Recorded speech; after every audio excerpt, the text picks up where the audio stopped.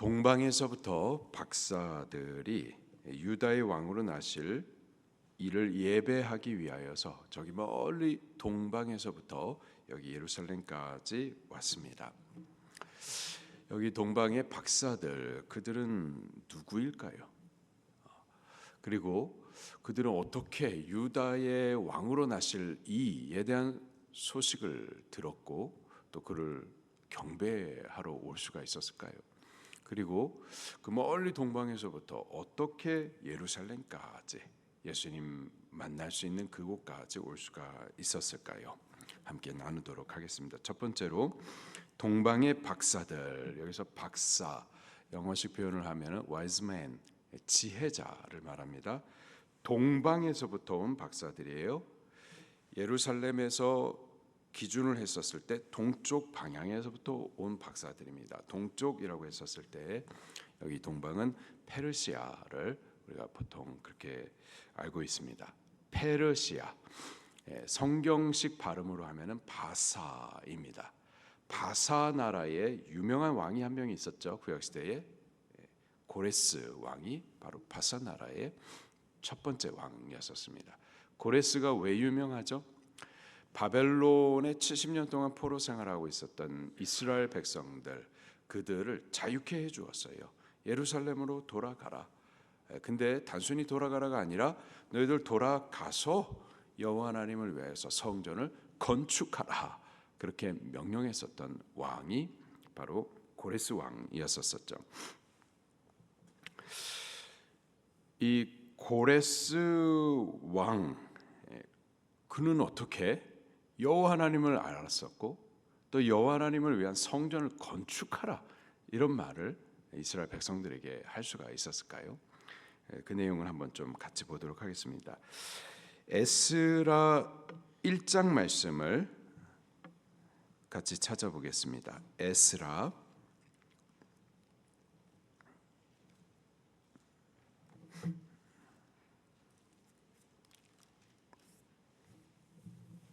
'에스라 구약 성경 711면입니다.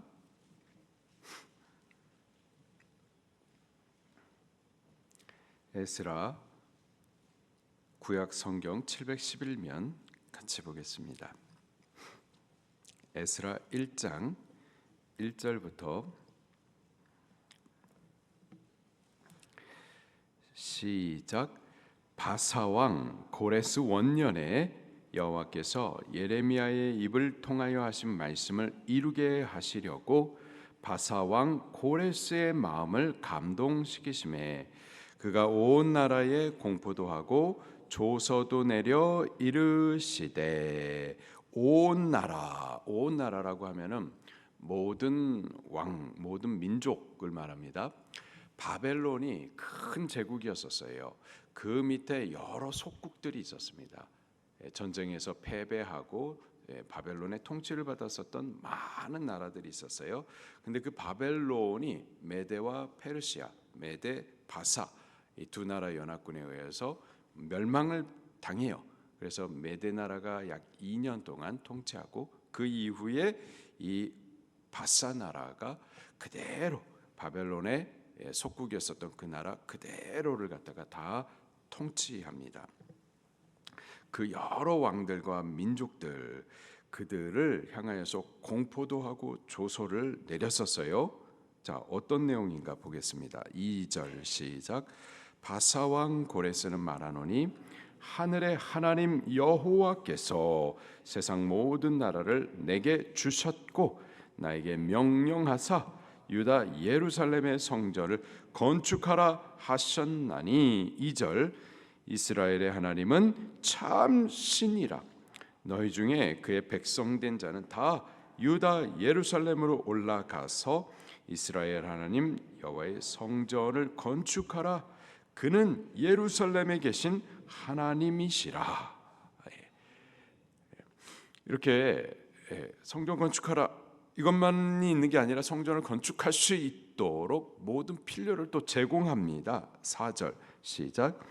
그 남아있는 백성이 어느 곳에 머물러 살든지 그곳 사람들이 마땅히 은과 금과 그 밖에 물건과 짐승으로 도와주고 그 외에도 예루살렘에 세울 하나님의 성전을 위하여 예물을 기쁘게 드릴지니라 하였더라. 계속 읽겠습니다. 5절 시작.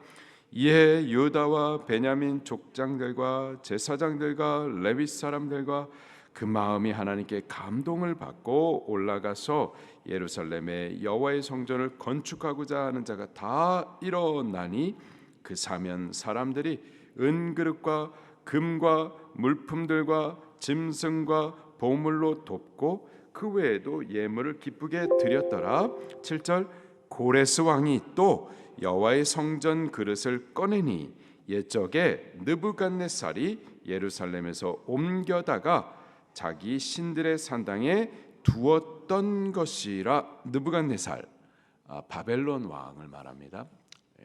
유다 나라를 멸망시켰던, 유다 백성들을 포로로 끌고 왔었던, 그리고 예루살렘에 있었던 성전을 불태워 무너뜨렸었던 그 왕이 예루살렘 안에 있는 모든 성전 기구들, 금으로 된 것들, 그런 것들을 갖다 다 가지고 와가지고 자기 신당, 자기가 모시는 신, 그 신당에다가 두었었어요.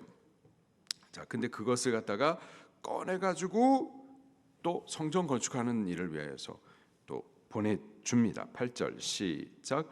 바사왕 고레스가 창고지기 미드르닷에게 명령하여 그 그릇들을 꺼내어 세어서 유다 총독 세스바살에게 넘겨주니. 자, 세스바살, 얘는 이제 바벨론식 이름인데요, 스룹바벨을 말하는 겁니다.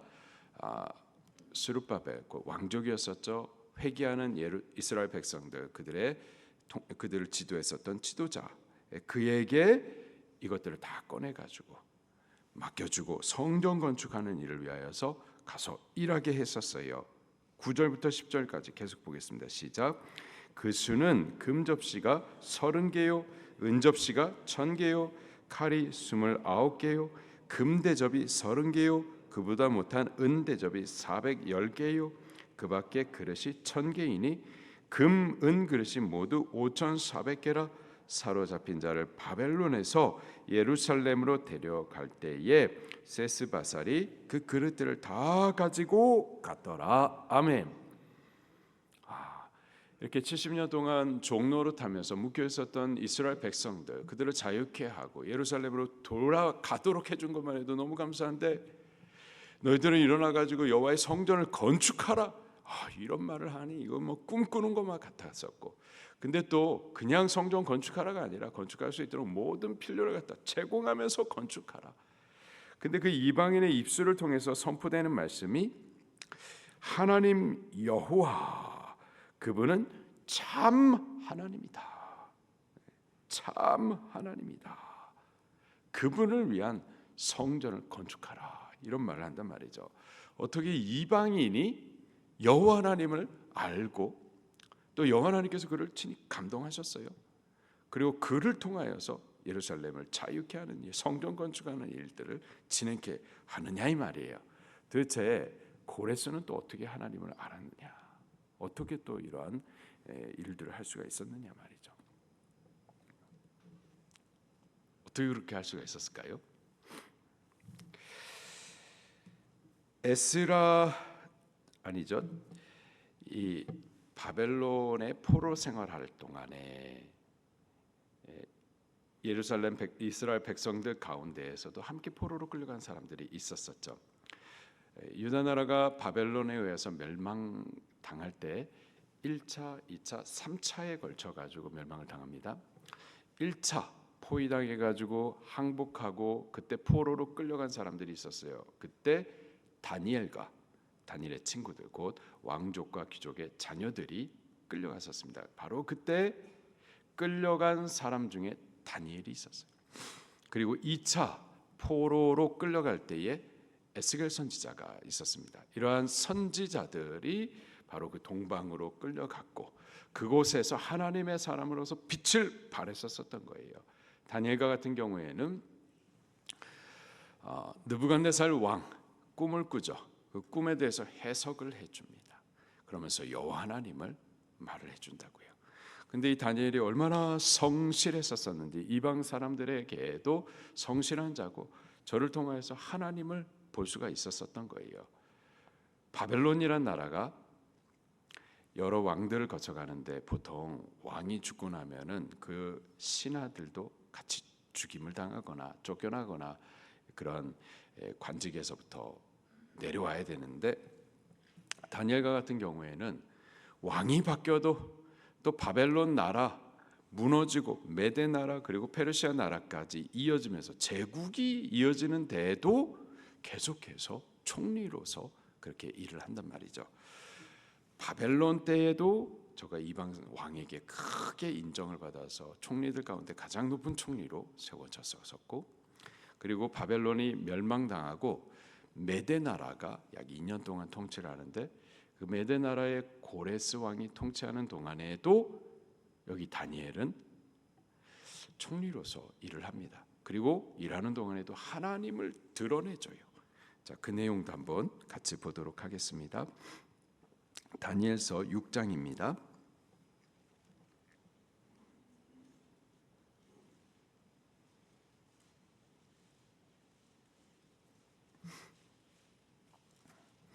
다니엘서 6장에 유명한 사건이 기록이 되어 있습니다. 다니엘이 사자굴에 갇혔었던 사건이었었죠. 그 내용을 같이 먼저 보도록 하겠습니다. 6장 1절 6장 1절 보기 전에 바로 그 앞에 5장 30절과 31절 말씀을 먼저 볼게요. 시작.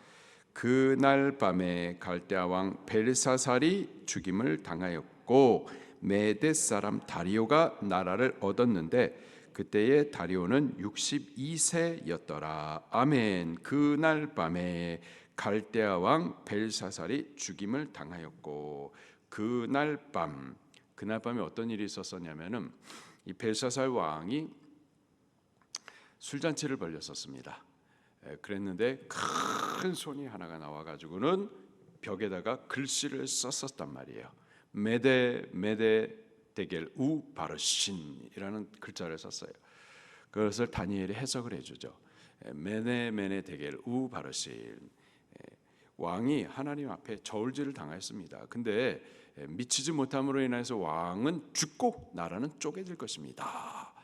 그때에 벨사살 왕이 크게 두려움을 얻고서 그 자리에서 그냥 죽어버렸어요.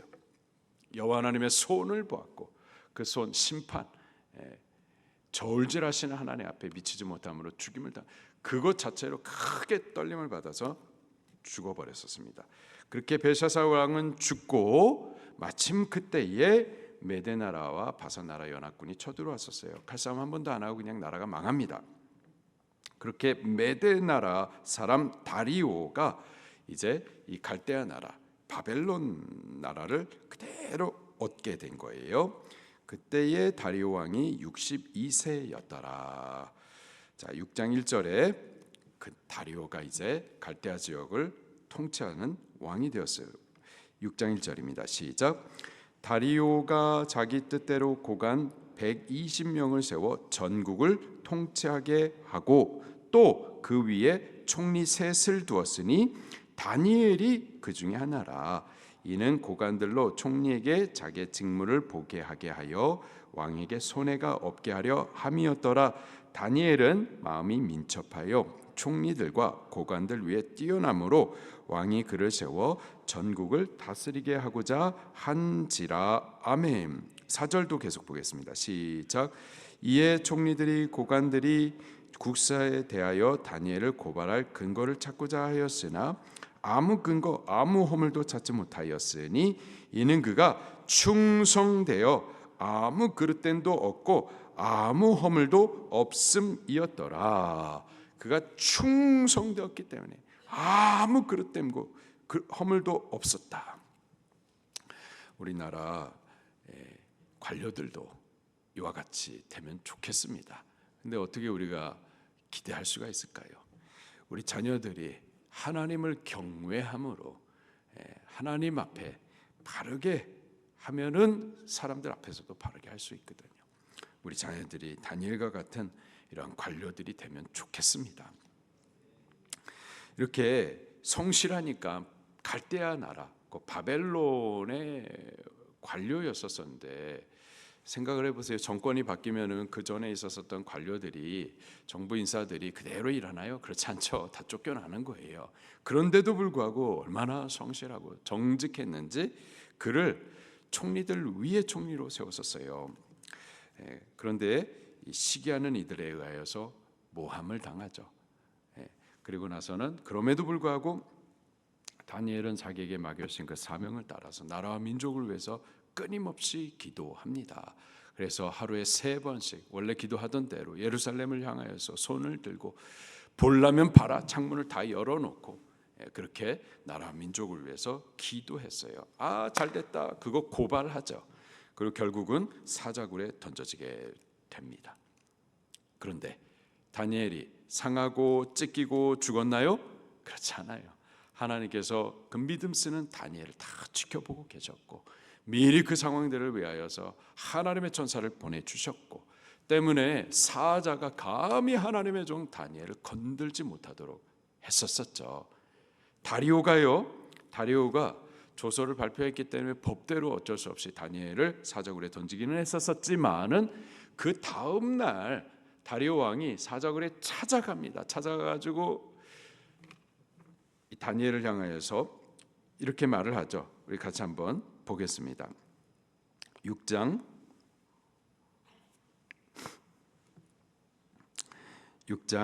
16절 말씀을 같이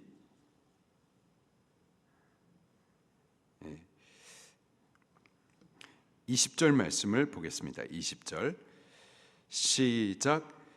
다니엘이 든 굴에 가까이 이르러 급히 소리질러 다니엘에게 묻되 살아계시는 하나님의 종 다니엘아, 내가 항상 섬기는 내 하나님이 사자들에게서 능히 너를 구원하셨느냐? 왕이 쫓아와 가지고 말이에요. 살아계시는 하나님이 너를 구원하셨느냐? 근데 보세요. 여기 왕도 하나님을 알고 있어요. 어떻게 알았을까요? 다니엘에게 묻되 살아계시는 하나님, 그분의 종 다니엘아, 너가 항상 섬기는 내 하나님. 다니엘을 통하여서 이 이방 나라 왕 다리오도 하나님을 알았었던 거예요. 그의 삶을 통해서 항상 섬기는 그 모습을 통하여서 그가 섬기는 그 하나님을 저도 볼 수가 있었었고 들을 수가 있었었던 거예요. 그리고 묻습니다. 과연 그 하나님이 살아계셔서 너를 구원하셨느냐? 22절입니다. 시작. 나의 하나님이 이미 그의 천사를 보내어 사자들의 입을 봉하셨으므로 사자들이 나를 상해하지 못하였사오니 이는 나의 무죄함이 그 앞에 명백함이 오며 또 왕이여 나는 왕에게 해를 끼치지도 아니하였나이다 하니라. 아멘. 이렇게 하나님을 증거했었던 거죠. 그랬기 때문에 이방 나라 왕도 그 하나님을 들을 수가 있었었고 또 알 수가 있었었고 또 그도 믿음을 고백하고 선포할 수 있게 된 거죠. 25절부터 또 같이 보겠습니다. 시작. 이에 다리오 왕이 온 땅에 있는 모든 백성과 나라들과 언어가 다른 모든 사람들에게 조서를 내려 이르되 원하건대 너희는 큰 평강이 있을지어다. 내가 이제 조서를 내리노라.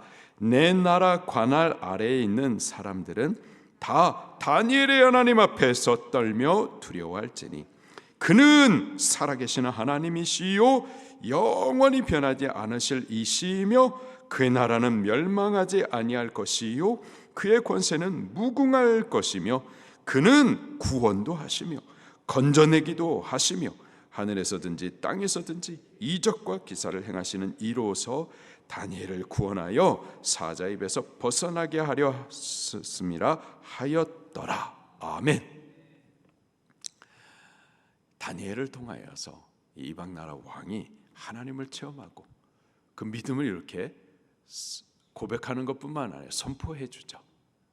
그래서 이 갈대아 나라 갈대아 민족 곧 이 메대 나라 아래 있는 모든 나라들과 민족들이 그 하나님에 대한 선포를 들을 수가 있었었던 거예요. 이때뿐이 아니었었습니다. 느부갓네살 바벨론 왕 때에도 그런 일이 있었었고요. 그리고 여기 다리오 왕은요, 메대 나라 임금 다리오 왕, 그의 조카가 바사 나라의 왕 고레스예요. 여기 벌써 이 다리오를 통하여서 고레스는 하나님, 다니엘의 하나님에 대해서 들었었던 거죠. 또 볼까요? 메데나라 왕 이 다리오가 곧 죽습니다. 2년 후에. 원래 좀 병들었었고 나이도 있고, 그리고 곧바로 이 바사 나라의 왕 고레스가 그 왕권을 이어받아 가지고 이제 그 갈대아 지역을 페르시아 바사 나라가 통치를 해요. 이 고레스가 왕이 될 때에도 다니엘은 이 고레스 밑에서 또 총리로서 또 섬깁니다. 또 같이 볼게요. 10장입니다. 다니엘서 10장 1절 말씀. 10장 1절 시작. 바사왕 고레스 제3년에 한 일이 벨드사살이라 이름한 다니엘에게 나타났는데 그 일이 참되니 곧 전쟁에 관한 것이라. 다니엘이 그 일을 분명히 알았고 그 환상을 깨달으니라. 아멘. 여기 고레스가 왕이 된 때 벌써 3년 때인데 그때 이제 환상을 보게 됩니다. 여기 고레스가 왕이 된 그때에도 다니엘은 여전히 살았었고 다니엘을 통하여서 그 하나님은 여전히 증거됐었고 때문에 이 고레스가 페르시아의 왕이 돼가지고 이 갈대아 지역을 통치하는 바로 그때 원년에 예루살렘 백성들로 너희들 다 일어나가지고 이제 너희 원래의 나라 예루살렘으로 돌아가라. 돌아가되 여호와의 성전을 건축하라. 건축하되 이런 모든 것들을 가지고 가서 적극적으로 건축하라 라고 할 수가 있었었던 겁니다. 이런 거룩한 한 사람, 그 사람이 이방 땅에 떨어져 있는 그동안에 그 땅에 하나님의 나라 복음이 선포되어졌었던 거고 이방 나라, 하나님 알지 못하는 그 나라 사람들이 복음을 듣고 하나님을 알게 됐었던 거죠. 다시요, 여기 마태복음으로 돌아오게 되면은 이 동방의 박사들, 그들이 그냥 생뚱맞게 갑자기 하나님에 대해서 이렇게 말하였었던 거 아니고 이미 포로 시기 때 다니엘 같은 선지자를 통하여서 하나님이 선포되고 있었습니다.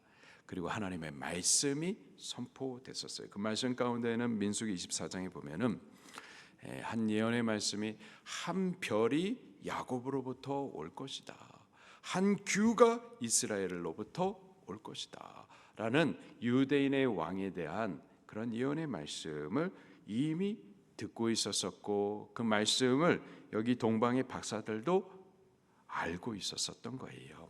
그냥 갑자기 일어난 일이 아니라 하나님의 사람들을 통하여서 그 복음이 하나님이 증거됐었던 거죠. 그리고 이들은 그 말씀을 기억했고 그 말씀의 예언을 사모했고 또 그 예언의 말씀의 성취를 기다리던 자들이었었던 거죠. 그렇다면 그들은 그 동방에서부터 그 별을 보았는데 어떻게 여기 예루살렘까지 또 올 수가 있었느냐? 말씀의 성취를 보았는데 어떻게 예수님 앞에까지 올 수가 있었었는가? 별의 인도를 따라서 왔었던 거죠. 2절 말씀을 다시 한번 읽겠습니다. 시작. 유대인의 왕으로 나신 이가 어디 있느냐? 우리가 동방에서 그의 별을 보고 아멘. 그의 별을 보고 예루살렘까지 인도함을 받을 수가 있었던 겁니다. 이 별이 어떻게 이들을 인도를 했는지는 구체적으로는 알 수가 없습니다. 그러나 어쨌든 분명히 저들은 별을 보았고 별이 저들을 인도했고 그 인도하심을 따라서 온 곳이 예루살렘이었었고 그 별의 인도하심을 따라서 예수님 앞에까지 올 수가 있었던 거죠. 여기 동방의 박사들, 그들은 말씀을 통해서 유대인의 왕으로 나실 이에 대하여서 알 수가 있었고 예배할 마음까지 가질 수가 있었습니다. 그리고 그 예수님 앞까지 인도를 해주었었던 것은 바로 별이고 별의 인도함을 따라 예수님 앞으로까지 올 수가 있었습니다. 지금도 성도를 인도해주는 별이 있습니다. 영적인 빛이 있어요. 성도들로 하여금 예수 그리스도 앞으로 나올 수 있도록, 그분을 믿을 수 있도록, 예배할 수 있도록 인도해주는 영적인 별이 있습니다. 바로 성령님이세요. 성령님은 별과 같이 성도 한 사람 한 사람을 예수 그리스도께로 인도해주고 그분을 믿을 수 있게 해주고 그분을 영접하게 하고 구원을 얻도록 해주시는 분이 바로 성령님이십니다. 그렇게 예수님 앞으로 인도함을 받아 예수님께 예배했었던 그들이 바로 박사들이에요. 그리고 그 박사들을 영어식 표현을 하면은 wise man, 지혜자라고 기록을 해줍니다. 참으로 지혜 있는 자가 누굴까요? 세상에 지혜 있다 하는 사람들 많이 있어요. 그러나 진짜 지혜는 하나님의 말씀을 믿는 자들이에요. 그 말씀을 믿고 기억하고 사모하고 그 성취된 일들에 대해서 간절히 바라는 자들, 그들이 진짜 지혜자고, 또 성령님의 인도를 받아서 예수님 앞에 나와서 예배하는 자들, 그들이 진짜 지혜자들인 겁니다. 우리가 참으로 지혜 있는 자들 될 수 있기를 예수님 이름으로 축원합니다. 지금도 말씀은 선포되고 있는데 그 말씀을 듣고 믿을 수 있기를 바랍니다. 그리고 성령님의 감동을 뒤따라서 예수님 앞으로 나와 예배하는 자들이 꼭 될 수 있게 되기를 예수님 이름으로 축원합니다. 말씀 붙들고 통성으로 기도하시겠습니다.